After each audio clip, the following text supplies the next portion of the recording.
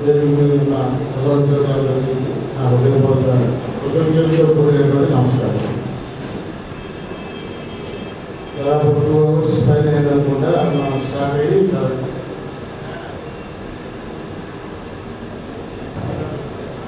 సందేశాత్మక, ఆలోచనాత్మక, ఉద్యోగపూర్వకమైన ప్రసంగాలతో మీరంతా చాలా రకమైనటువంటి అట్మాస్ఫియర్ ఉంది. Next I will try to tickle you and make you laughter with joke. One day మా department లో ఆఫీసర్ గారు ఉన్నారు, మాకు ఇతిహాస గారని ఇక్కడ విజయవాడ డిప్యూటీ కమిషనర్ అయితే ప్రస్తుతం నెల్లూరు డిప్యూటీ కమిషనర్. ఆయన ఆఫీస్ చెప్తూ ఉన్నారు. యాక్చువల్లీ ఆయన జోక్, ఒక క్యాంపుల్ ఉంది వన్ డే ఎడారిలో బతుకుతుంది. సరే, ఒక మదర్ క్యాంపులు, చైల్డ్ క్యాంపులు జూలో ఉన్నాయి. హోంలో చైల్డ్ క్యాంపులు, మదర్ క్యాంపులు నడుపుతుంది. పిల్లలు అంటే తల్లి ఉంటే నడుపుతుంది. అమ్మ ఎందుకు మన మేడలో కొడుకుగా ఉంది, అట్లాగే బై నా ఐ ల్యాషెస్ ఈ రకంగా మిగతా జంతువులు కాకుండా కవర్ అయ్యి మదర్ క్యాంప్ చెప్తుంది. మనం ఎడారి జీవులు కదమ్మా, ఇసుక నుంచి తప్పుకోవడానికి మనకి భగవంతుడు అట్లా మనం సేఫ్ గా చేసుకోవడానికి ఈ ఏర్పాటు చేశారు. 70% మరి నా కాళ్ళు ఇట్లా ఉండేది, నా పాదాలు ఇట్లా ఉన్నట్టు. బికాజ్ మనం ఎడారిలో ఉంటాం కదమ్మా, ఇసుకలో నడవడానికి పడుతకు ఒక గ్రిప్ కోసం భగవంతుడు ఏర్పాటు చేశారు. Like that the child can goes on asking the mother, నేను ఇలా ఎందుకున్నాను, ఇది ఎందుకుంది, మనకి ఈ మార్కెట్ లైఫ్ కూడా అన్ని క్వశ్చన్స్ కి మదర్ క్యాన్ చెప్పిన సమాధానం ఏంటంటే మనం ఎడారి జీవులం కదమ్మా. సో బికాజ్ డిజర్ట్ క్యాన్ మనం ప్రొటెక్ట్ చేసుకోవడానికి, మనం ఆ డిజర్ట్ అట్మాస్ఫియర్ లో స్టాండ్ కావడానికి భగవంతుడు మనకి ఈ రూపం ఇచ్చారు. సో లాస్ట్ క్వశ్చన్ మనం ఏం అడుగుతుంది, వాటి వైపు జూ అని అడుగుతుంది. మరి ఇవన్నీ ఎడారిలో ఉంటాయి, భగవంతుడు మనకి ఇస్తే మనం జూలో ఎందుకున్నామమ్మా అనిపిస్తుంది. నువ్వు రాదా? ఇప్పుడు దాకా జరిగిన ఉపన్యాసాల సంక్షిప్తం ఇది. సంఘం ఉంది, దాదాపు ఇవాటికి 62 సంవత్సరాలే. 1950 10 జనవరి నాడు ఆంధ్ర ఎన్జిఓ అసోసియేషన్ స్థాపించబడింది. ఈరోజు ప్రతి చారిత్రాత్మక దినంగా నేను అభిప్రాయపడతాను. నాకు కొంత సెంటిమెంట్స్ కూడా ఎక్కువ. జన్మధర బ్రాహ్మణుడైనా ఇవాళ కలియుగ వేలుకు 7 కోట్ల వాడి జన్మదినం. ఎందుకు చారిత్రాత్మకంగా చెప్పానంటే, మనందరం ఇంత గొప్పగా స్పందించి అభినందించి చెప్పుకున్నటువంటి ఉద్యోగ సంఘ వ్యవస్థ ఏపీలో సంఘం భారతదేశంలోనే వివిధ రాష్ట్ర ప్రభుత్వ ఉద్యోగ సంఘానికి తలమానికగా నుంచి అఖిల భారత రాష్ట్ర ప్రభుత్వ ఉద్యోగ సమాఖ్యని ఏర్పరిచినటువంటి ఘనత వహించినటువంటి ఏపీ ఉద్యోగ సంఘం. ఎందుకనో తెలియదు కానీ తొలినాడే వ్యక్తి ఆరాధన ప్రారంభమైంది. వ్యక్తి మీద అభిమానంతో ఈ మచిలీపట్నం కలెక్టరేట్ లో పనిచేసే కృష్ణమూర్తి గారిని ఒక టైపిస్ట్ కోసం ఈ ఒక్క జిల్లాను మాత్రం 2గా విడగొట్టి ఏర్పాటు చేసిన విషయాన్ని మనం చేస్తా ఉన్నాం. రష్యకృష్ణ ఈస్ట్ కృష్ణ గారు ఆ చారిత్రక తప్పిదాన్ని ఈనాడు ఆంధ్రప్రదేశ్ గవర్నమెంట్ ఎంప్లాయీస్ అసోసియేషన్ సరిదిద్దుతూ ఈ జిల్లాని సమైక్య సంఘంగా ఏర్పాటు చేస్తా ఉన్నామని తెలియజేస్తా ఉన్నాం. With that I would like to emphasize on all of you that ఈ సంఘంలో వ్యక్తి ప్రేమ, వ్యక్తి ద్వేషం, వ్యక్తిగత ఆరాధనకి తావు లేదని చెప్పడం కోసం ఈ విషయాన్ని మనం చేశాం. ఇక విషయానికి వస్తే సంఘం ఎవరు మాట్లాడినా అదే. ఎందుకు ఈ ఉద్యోగుల సంఘంగా ఏర్పడ్డారు? అసలు ఉద్యోగుల సంఘంగా ఏర్పడాల్సిన అవసరం ఏముంది? మా అందరూ ప్రభుత్వంలో పనిచేస్తున్నాం, ప్రభుత్వం జీతాలు ఇస్తుంది, ఎప్పటికప్పుడు ఇంక్రిమెంట్ ఇస్తా ఉన్నారు, 6 నెలలకు ఒకసారి పిఎల్సీ ఇస్తా ఉన్నారు, 6 నెలలకు ఒకసారి 6 నెలలు ఆలస్యంగా డిఏ ఇస్తా ఉన్నారు. So everything is going on. మనం సంఘంగా ఏర్పడ్డాం. ఉద్యోగస్తుల సంఘాలు వ్యక్తిగా నువ్వు సాధించుకోలేని సమస్య సమిష్టిగా ఒక కలెక్టివ్ బార్గెనింగ్ ద్వారా సాధించుకోవడం కోసం ప్రధానంగా నాకున్నటువంటి వ్యక్తిగత అనుభవంలో 4 అంశాల కారణంగా ఏ ఉద్యోగి అయినా ఒక సంఘంగా ఏర్పడాలని అన్వేషిస్తాడు. మొట్టమొదటిది ఎవరికైనా సరే ధనం మూలం బలం లేదు, ఆర్థిక ప్రయోజనాలు. 2 సర్వీస్ ప్రయోజనాలు. ఈ ఆర్థిక ప్రయోజనాల మీద మనం తీసుకున్నాడు. ప్రయోజనాలు పిఆర్సీ, డిఏ, ఎప్పుడప్పుడు increment, period increment, automatic advancement scheme, promotional increments, these are all things. ఇక సర్వీస్ ప్రయోజనాలు. తన సర్వీసులో ఎటువంటి ఇబ్బందులు లేకుండా, ఒడిదుడుకులు లేకుండా తనకి న్యాయబద్ధంగా రావాల్సినటువంటి ప్రమోషన్లు ఎప్పటికప్పుడు అతనికి అందేటట్టుగా చేసుకోవడం కోసం. ఇక 3 ఈ రెండింటికి మించి ప్రధానమైనది ఆత్మగౌరవం. బ్రిటిష్ వారసత్వంగా వచ్చినటువంటి ప్రభుత్వ యంత్రాంగ వ్యవస్థలో సగటు ఉద్యోగిని చులకనగా చూసే భావన అధికారులు తొలినాడు నుంచి ఉంది. ఎందుకంటే ఆనాడు అధికారులుగా ఆంగ్లేయులు, విదేశీయులు ఉండేవారు కాబట్టి మనకి చరిత్రలు చూసేవారు. అదే బ్రిటిష్ వ్యవస్థ నుంచి వచ్చినాము కాబట్టి డెమోక్రాటిక్ కంట్రీ అయినప్పటికీ కూడా. సో ఈ ఆత్మగౌరవానికి భంగం కలుగుతుందని మన ఆత్మగౌరవాన్ని కాపాడుకోవడం కోసం మనందరం ఒక సమూహంగా, ఒక గుంపుగా, ఒక సంఘంగా, ఒక ఐక్యంగా ఉన్నట్టయితే మన జోలికి రావడానికి ఎవరైనా భయపడతారనేది ప్రధాన. అదే ఆత్మగౌరవం దెబ్బతిన్నదని ఈ రాష్ట్రంలో ప్రభుత్వాన్ని, రాజకీయ పార్టీల జాతకాలు మార్చేసిన చరిత్ర ఈ రాష్ట్ర ఉద్యోగుల విషయాన్ని ఎన్టీ రామారావు గారు తెలుగుదేశం పార్టీ పోగొట్టుకోవడానికి కానీ, తిరిగి మళ్ళా 2004లో చంద్రబాబు నాయుడు గారు పోగొట్టుకోవడానికి కానీ 2 సందర్భాల్లో కూడా ఉద్యోగుల ఆత్మగౌరవం దెబ్బతింటమే కీలకమైనటువంటి అంశంగా నేను అభిప్రాయపడతాను. ఇక 4 సంక్షేమం, వెల్ఫేర్ మెజర్స్. అందరం విడివిడిగా పోయితే రెస్పాండ్ గారు కలెక్టివ్ గా సంఘంగా ఉంటే ఏమైనా బెనిఫిట్స్, ఉదాహరణకి వైద్య సదుపాయం, ఇళ్ల స్థలం, అట్లాగే సిటీ బస్సులో కన్సెషన్ రాయితీలు, ఇవి సంక్షేమం. ఈ సంక్షేమం కాదు, ఈ ప్రధానంగా ఈ 4 ఆర్థిక ప్రయోజనాలు, సర్వీస్ ప్రయోజనాలు, ఆత్మగౌరవం, సంక్షేమం కాదు. ఈ 4ని సౌపార్జించుకోవడానికి ఇండివిజువల్ గా ఎఫోర్డ్ చేయలేము కాబట్టి, ఇండివిజువల్ గా చేసి సాధించేది ఉండదు కాబట్టి, సమిష్టిగా కలెక్టివ్ బార్గెనింగ్ ద్వారా సాధించుకోవడం వల్ల మరింత ఎక్కువ ప్రయోజనం, గరిష్టమైనటువంటి లబ్ధి పొందగలిగేటువంటి అవకాశం ఉంటుందన్న ఉద్దేశంతో ఉద్యోగస్తులు సమూహంగా, ఒక సంఘాలుగా, ఉద్యోగ సంఘాలుగా ఏర్పడ్డారనేటువంటిది నేను అభిప్రాయపడుతున్నటువంటి విషయం. బహుశా నా ఈ అభిప్రాయంతో మీరు చాలా మంది ఏకీవిస్తారని అనుకుంటున్నాను. పనుకుంటున్నాయా? Are we comfortable on the store grounds? ఈ 4 అంశాల మీద ఈనాడు ఉన్నటువంటి ఉద్యోగ వ్యవస్థలో, ఉద్యోగ సంఘాల వ్యవస్థలో మనం ఆ రకంగా ఆశించినటువంటి ప్రయోజనాలు రాబట్టుకుంటున్నాం. Are we comfortable on the store issues?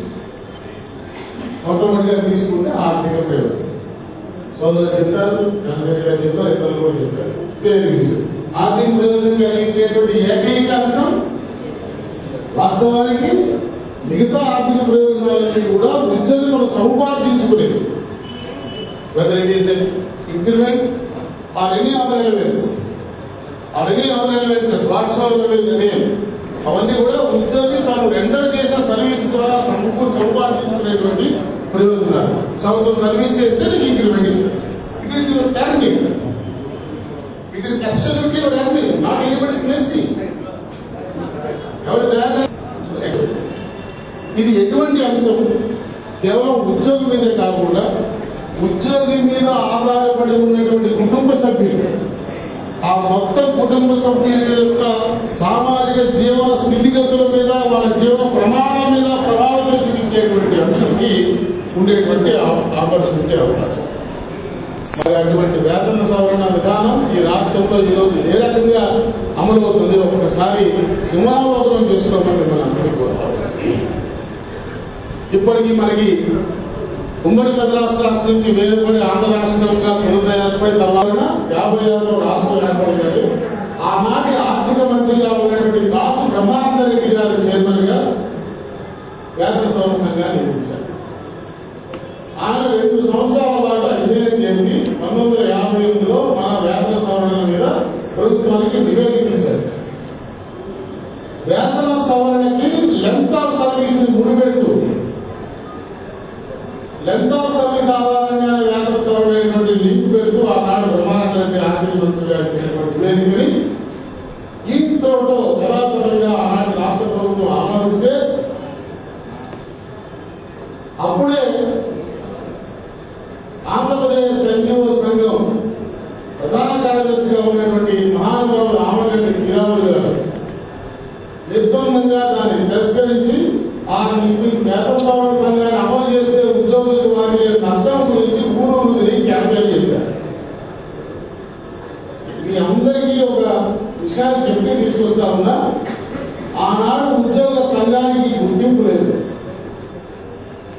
ఈనాడు ఈ ఆంధ్రప్రదేశ్ గవర్నమెంట్ ఎంప్లాయీస్ అసోసియేషన్ గుర్తింపు లేని సంఘం వారికి ఎలాగంటే ప్రాపగాండా చేసుకుంటున్న ఈ జిల్లా నాయకుల దృష్టికి తీసుకొస్తా ఉన్నా, తొలుత వేతన సవరణ సంఘం కోసం పోరాటం చేసే నాటికి ఏపీ ఎన్జిఓ సంఘానికి కూడా గుర్తింపు లేదనే విషయాన్ని మనం చేస్తాం. ప్రభుత్వ గుర్తింపు అనేది కేవలం టెక్నికాలిటీ మాత్రమే. ఇక్కడ కావాల్సిన గుర్తింపు ఉద్యోగుల్లో కావాల్సినటువంటి అవసరం. మీ నగర శాఖ అధ్యక్షుడు రిటైర్ అయ్యి 12 నెలలు అయితే అతని ప్లేస్ లో అధ్యక్షుడిగా నగర శాఖ పెట్టుకోవాలని పరిస్థితుల్లో అటు ఉద్యోగులు గుర్తింపు కోల్పోయినావు. రిటైర్ అయిన తెలుగు సుబ్బారావు కొనసాగించడం ద్వారా ఏపీ రోజులను సంఘటించడం ద్వారా ప్రభుత్వ గుర్తింపు కూడా మీకు టెక్నికల్ గా పోయినట్టే విషయాన్ని ఈ సందర్భంగా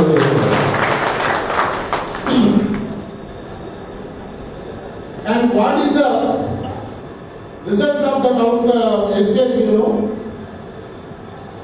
ఆనాడు సంఘానికి గుర్తింపు లేదు, ఉద్యోగ సంఘ నాయకులకు ఓడి ఫెసిలిటీలు లేవు, రాజమర్యాదలు లేవు, స్పెషల్ క్యాటగిరీలు లేవు. 10:30 నుంచి 5:30 దాకా తన కార్యాలయంలో సగటు ఉద్యోగం తన ఉద్యోగ బాధ్యతలు నిర్వర్తిస్తూ వేతన సవరణ కోసం పోరాటం చేసినటువంటి ఘన చరిత్ర ఆ సంఘ నాయకులకు ఆనాడు ఉందనేటువంటి విషయాన్ని మనం చూస్తాం. ఆ క్రమంలో ఎప్పుడైతే వేతన సవరణ ఆ బ్రహ్మానందరెడ్డి ప్రతిపాదన తిరస్కరించాడో ఆనాడు former transport department employee finance department లో కలిసినటువంటి శాఖలో పనిచేస్తున్న శ్రీరాములు గారిని 1959 మే నెలలో ప్రభుత్వం సస్పెండ్ చేసిన విషయాన్ని మనం చేస్తాం. ఈ రోజు reason for the suspension of mister Sriramulu 19 రోజుల పాటు తన కార్యాలయంలో గుమస్తాగా తన దగ్గర ఫైల్ కట్టడంలో 19లో డిలే జరిగిందనే ఛార్జ్ మీద శ్రీరాములు గారిని సస్పెండ్ చేస్తే ఆ రకంగా మొదలైనటువంటి వేతన సవరణ ప్రస్తావన తిరిగి అదే క్రమంలో మరి 1959లోనే ప్రభుత్వం ఆంధ్రప్రదేశ్ ఎన్జిఓ సంఘానికి గుర్తింపు కూడా ఇచ్చిన గుర్తింపును రద్దు చేసిన విషయాన్ని కూడా మీకు మనం చేస్తాం. కేవలం వేతన సవరణ కోసం ఉద్యమం చేసిన కారణం శ్రీరాములు గారిని సస్పెండ్ చేసిన సందర్భంలో మరి ప్రభుత్వం ఏపీ ఎన్జిఓ సంఘానికి గుర్తింపు రద్దు చేసి తిరిగి అది 1961లో రిస్టోర్ అయింది. 2 సంవత్సరాల పాటు గుర్తింపు లేకుండా ఏపీ ఎన్జిఓ సంఘం మనుగడ సాగించిన కష్టకాలంలో అండగా కుడిచేయి ఎడచేయి కుడుపుచి ఎడపుచిగా నిలబడినటువంటి 4వ తరగతి ఉద్యోగ సంఘం డ్రైవర్ ఉద్యోగ సంఘ నాయకత్వాన్ని నేను శిరసావాహిని మనస్ఫూర్తిగా అభినందిస్తాను. అలాంటి సంఘాన్ని ఈనాడు వ్యక్తిగత ద్వేషాలతో నా అభీష్టం మేరకు మీ సంఘంలో నాయకత్వాన్ని నా అభీష్టం మేరకు ఎన్నుకోని కారణం చేత ఆ ఏపీ క్లాస్ 4 అసోసియేషన్ సంఘాన్ని ఆ డ్రైవర్ సంఘాన్ని నిలువుగా చీల్చినటువంటి పరిస్థితి ఈనాడు ఏపీ సంఘ నాయకత్వం అనే విషయాన్ని మనం ఇస్తాం.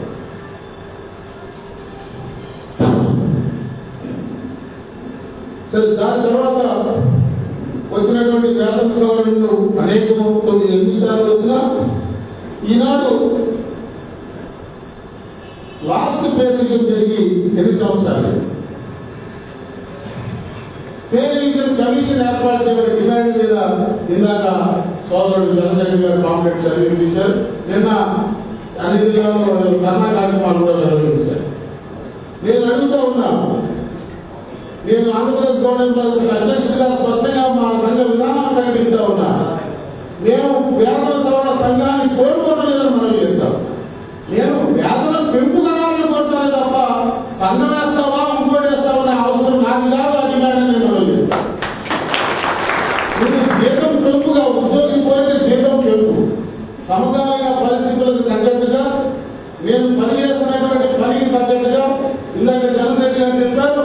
పేరు విషయంలో అగ్రిమెంట్ 500 లక్షల ఉద్యోగాలు భర్తీ చేస్తానని అగ్రిమెంట్ తీసుకోవాలని.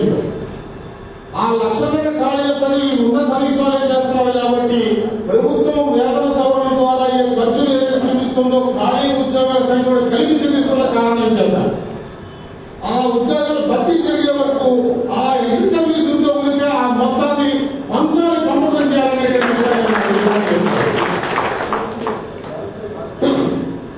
గత వేతన సవరణ సంఘం ఇచ్చిన నివేదికలో స్పష్టంగా 2000 దశాబ్దం ఆరంభంలో 46% పైచిలకు ఉన్నటువంటి జీతభత్యాల ఖర్చు 2008 వచ్చేనాటికి అది 30% పడిపోయిందని చెప్పి స్పష్టంగా నివేదికలోనే స్పష్టం చేస్తా ఉంటే మీ బార్గెనింగ్ ఎక్కడికి పోయిందని మేము ప్రశ్నిస్తాం. ఏం జరుగుతోంది బార్గెనింగ్? కమిషన్ గారు నివేదిస్తారు. అసలు మీరు కమిషన్ కావాలని డిమాండ్ ఎందుకు? స్థూలంగా చూస్తే ఈ గడిచిన 9 వేతన సవరణ సంఘాలు కూడా కనీసం average time taken by commissions to give its finding is 2 years. సంవత్సరం 11 నెలల కాలం కనీసంగా 9 వేతన సంఘాలు కూడా టైం తీసుకున్నటువంటి పరిస్థితి గడిచిన 9 కమిషన్స్ కూడా. ఈ సంవత్సరం 11 నెలల కాలాన్ని మనం ఎందుకు నష్టపోవాలని ప్రశ్నిస్తాం. ఎందుకు ఆ కమిషన్లు చేసినటువంటి శాస్త్రీయమైన అధ్యయనాలు ఏంటో నేను అడుగుతాను. ఏ లాజికల్ రీజనింగ్స్ వారు ప్రతిపాదించిన స్టేట్ వారు దాంట్లో ముందుకు వచ్చారో ఒకసారి ఆలోచించేమని కోరుతాం. ఒకే ఒక ప్రశ్న, 58 నుంచి 2008 వేతన సవరణ సంఘం వరకు కూడా ఈ 9 వేతన సవరణ సంఘాలు ఇచ్చినటువంటి ప్రతిపాదనని అటు ప్రభుత్వం కానీ ఇటు ఉద్యోగులు కానీ యథాతథంగా ఆమోదించినటువంటి చరిత్ర ఉన్నదా అని నేను మనం చేసి అడుగుతాం. When there is no such unanimity, what is the need for the middleman and the name of the commission అని ప్రశ్నిస్తాం. వేతనం ఇవ్వాల్సింది నాకు, ఇవ్వాల్సింది ఎంప్లాయర్ గా ప్రభుత్వం, మధ్యలో ఈ దళారీ కమిషన్ పేరుతో దళారీ ఎందుకని నేను ప్రశ్నిస్తాను. ఎందుకు దళారీ అంటే దురదృష్టవశాత్తు నేను కామెంట్ చేసే పెద్దల నాయకులు బాధపడతారని నేను వ్యక్తులను విమర్శించడం లేదు, వ్యవస్థను గురించి మాట్లాడతాను. నీకేం కావాలని అడిగే పరిస్థితులు లేవు. చాలా మంది లేడీ ఎంప్లాయీస్ ఉన్నారు. అమ్మ మీరు ఒకసారి ఆలోచించండి, మీ ఇంట్లో పని మనిషి పెట్టుకుంటారు. ఇల్లు తుడిస్తే ఇంత, గిన్నెలు తోమితే ఇంత, బట్టలు ఉడికితే ఇంత, తడిగుడ్డ పెట్టి తుడిస్తే ఇంత అని చేసే పని ఆధారంగా తన జీతం మిమ్మల్ని అడుగుతుంది. కానీ ఒక ఎంప్లాయీగా మీ జీతం దేని ఆధారంగా నిర్ణయిస్తున్నారమ్మా? నువ్వు జూనియర్ అసిస్టెంటా, సీనియర్ అసిస్టెంటా, టైపిస్టా, సూపరింటెండెంటా అంటే నీ డిజిగ్నేషన్ ఆధారంగా నీ జీతం నిర్ధారించబడుతుంది తప్ప నువ్వు చేసే పని ఆధారంగా కావాలనేటువంటి మౌలికమైన విషయాన్ని ఒకసారి విద్యులైన ఎంప్లాయీస్ ఆలోచించేమని నేను కోరుతాను. మన ఇంట్లో పెట్టుకునే పని మనిషి అడాప్ట్ చేసేటువంటి మోడల్స్ ఆపరాన్ని కూడా మనం కలెక్టివ్ బార్గెనింగ్ లో అడాప్ట్ చేయలేటువంటి దౌర్భాగ్య పరిస్థితులు ఉన్నాం. ఎందుకు కమిషన్ ఏమని అడుగుతారు వీళ్ళు? ఒక రిటైర్డ్ ఐఏఎస్ అధికారి, ఒక అవిశ్రాంత ఐఏఎస్ అధికారికి 2 సంవత్సరాల పాటు ఒక రిహాబిలిటేషన్ సెంటర్, పునరావాస కేంద్రం మన పేరు మీద ఒక చైర్మన్ గారు వస్తారు, వారికి పుస్తకాలు ఇస్తారు, వారికి ఎగ్జాంపుల్ ఒక టైపిస్ట్, ఒక స్టేలు, ఒక బద్దలు, వాటర్, టెలిఫోన్, సర్వీస్ గారు ఆ మొత్తం ఖర్చు మన పేరు మీద కమిషన్ లో ముందుకు వస్తుంది. అదేదో మాకే అర్థం.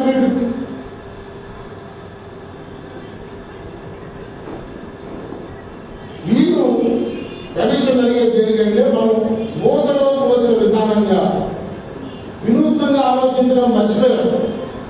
ఈ సమాజంలో employees represents the intellectual elite of the సొసైటీని ఈ మేధావులుగా గుర్తించబడేటువంటి ఉద్యోగస్తులు తమ మేధస్సును ఏనాడో కోల్పోయారు.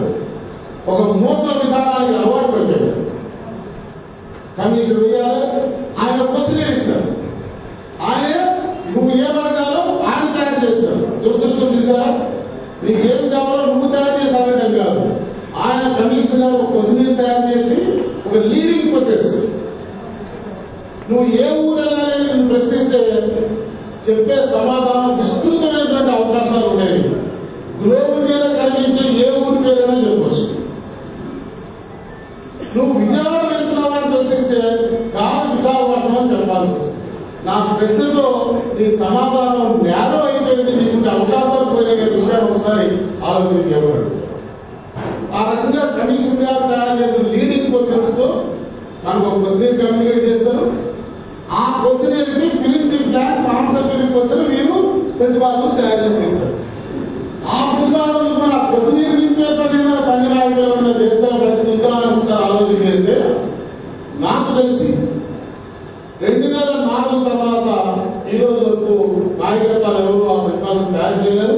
దానికి మళ్ళా రిటైర్డ్ ఉద్యోగుల సంఘ నాయకులు ఎస్గోడవరంలో గోవింద్ గారు, ఇక్కడ గుంటూరులో మొన్నగా పాలన వెంకటేశ్వరరావు గారు, ఇక్కడ మీ జిల్లాలో వెలుగున్న కొందరందరూ గారు ఇలా పిలిచి వారికి డిఓడి గారు ఇచ్చి వారు తయారు చేస్తే ఆ పుస్తకాన్ని పట్టుకొని వీళ్ళు కమిషన్ గారు ఇస్తూ ఫోటో తీసి ఈ సంవత్సరాల పాటు ఊళ్ళో తిరుగుతారు. కమిషన్ నుంచి ఇంకేం పిఆర్సీ వస్తుంది, ఎక్కడికక్కడ సన్మానాలు సభలు సమావేశాలు నిర్వహిస్తారు.